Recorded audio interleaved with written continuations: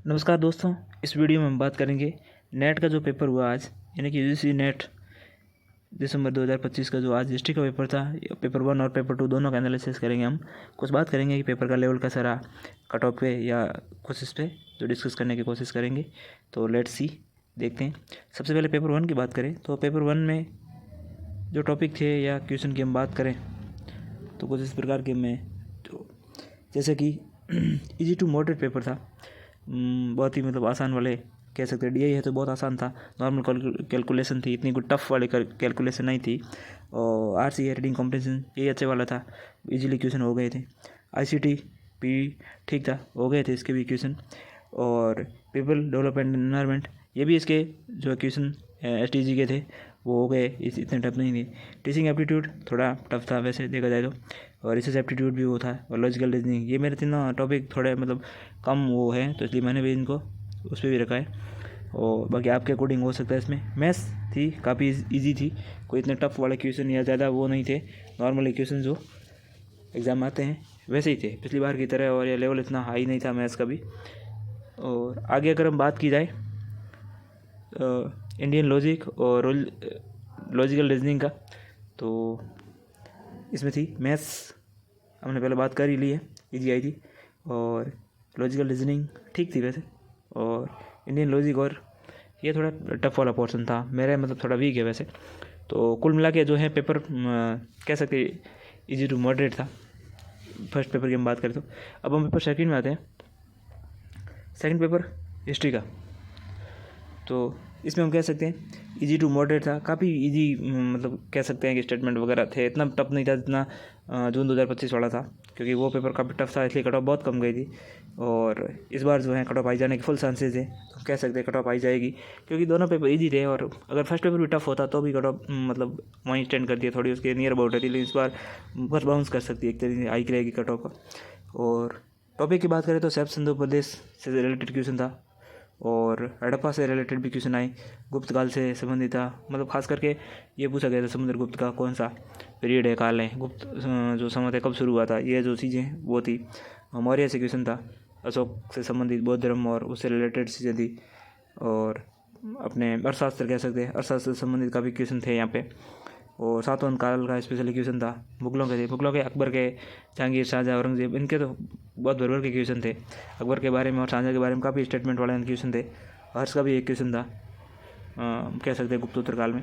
संगम काल और इससे रिलेटेड है जो, यानी कि चोल, चालुक्य, वाकाटक और पल्लव, राष्ट्रकूट, इनके सबके एक एक दो क्वेश्चन मिलान वाले या उससे रिलेटेड थे। सल्तनत काल में भी क्वेश्चन भर के थे, खास करके सल्तनत काल की जो व्यवस्था है, अलाउद्दीन खिलजी की बाजार व्यवस्था संबंधित क्वेश्चन था। और बाकी जो है मुगल काल या ये सल्तनत की स्थापना उड़ीसा के गणपति जो है शासकों का स्थापना, या वो कह सकते हैं। और फिर बहमनी राज्यों के विघटन के बाद जो दक्षिण की सल्तनतें बनी थी, उनका भी एक क्वेश्चन था। इसमें अलाउद्दीन खिलजी, मुगल तुगलक, मोहम्मद तुगलक का था, कैसुद्दीन तुगलक का था।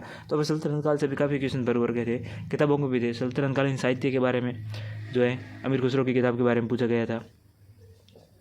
भक्ति सूफी जो हैं उनके क्वेश्चन आए हुए थे, तो ये यहाँ से। और आधुनिक या मॉडर्न इंडियन जो है इंडियन हिस्ट्री की बात की जाए तो मार्लियामेंटो, सेमसोर्ड, भारत शासन अधिनियम, इनका जो है ऑर्डर में लगाने के लिए क्वेश्चन था। और हिस्टोग्राफी से जो है काफ़ी स्टेटमेंट, ये कार का भी था, और उसमें स्टेटमेंट दे रखे थे। और नाम, एक बुक का नाम की पेबुलेशन वॉर्स जो है उससे रिलेटेड क्वेश्चन था। और बौद्ध धर्म से संबंधित भी जो क्वेश्चन थे, ऊपर ये टॉपिक रह गया एशियन हिस्ट्री में, इसलिए हमने यहाँ ऐड कर लिया। तो कुल मिला के जो है इंडियन हिस्ट्री का एक बैलेंस ये पेपर कह सकते हैं। हालांकि नेट का जो लेवल होता है आपको पता ही है, बहुत टफ क्वेश्चन भी आते हैं, लेकिन जून वाले पेपर की तुलना से ये देखा जाए तो दिसंबर 2025 वाला पेपर काफ़ी ईजी लगा। और एक जो चीज़ हमें ये लगी कि हम ये कह सकते हैं कि भाई मराठा और फिल्म वाले जो क्वेश्चन आते हैं कई बार हमें, वो आलमारा फिल्म कब रिलीज़ हुई, उसके डायरेक्टर कौन है, ये ऐसे फिल्मों से मिलान वाले जो क्वेश्चन आते हैं, ये जून 2025 में भी नहीं देखा गया इससे रिलेटेड क्वेश्चन, और इसमें भी नहीं है। मराठाओं से स्पेशली कोई क्वेश्चन नहीं था, तो ये हमें थोड़ा आज लगा नेट में। डायरेक्टली नहीं था, इनडायरेक्टली कोई कहीं से आ जाए वो बात अलग थी, मिला नहीं, डायरेक्टली मराठाओं से वजह से बड़ा टॉपिक है, उम्मीद थी क्वेश्चन आने की। तो हम ये कुछ इस प्रकार का हमारा एनालिसिस है। आप बताइए आपका लेवल कैसा रहा, आपके कैसा लगा आपको पेपर, उसके बारे में कमेंट करके आप ज़रूर बताइएगा।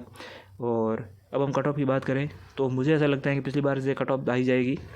और पिछली बार जो नेट या जेआरएफ की हम कह सकते हैं कि 172 और 175 के आसपास मेरे हिसाब से जो है अनरिजर्व कैटेगरी में जेआरएफ हुआ था 174 के आसपास। लेकिन इस बार जो है 174 क्या 180 तक तो मुझे नेट भी पॉसिबल नहीं लग रहा है। फिर देखो क्या होता है, अभी एग्ज़ाम दे के आने के बाद सबको ऐसा ही लगता है पेपर ईजी है, लेकिन धीरे धीरे जब आंसर की आएगी फिर तो समय लगेगा कि नहीं पेपर टफ था, ये था, हो सकता है। लेकिन मोस्ट ऑफ दी कैंडिडेट से मैंने पूछा था वहाँ सेंटर से बाहर निकलने के बाद, या जब हम ट्रैवल करते हैं बस में तो भी वहाँ भी मिले, ऑटो में भी लोग बात कर रहे थे कि भाई हाँ पेपर इस बार ईजी था, तो कट ऑफ आ ही जाने के चांसेस है। बाकी देखते हैं, आप बताइए आपका पेपर कैसा हुआ और क्या यही वाले क्वेश्चन थे, तो कमेंट करके ज़रूर बताइएगा। मिलेंगे किसी और वीडियो में, तब तक हमें दीजिए इजाज़त। Thank you.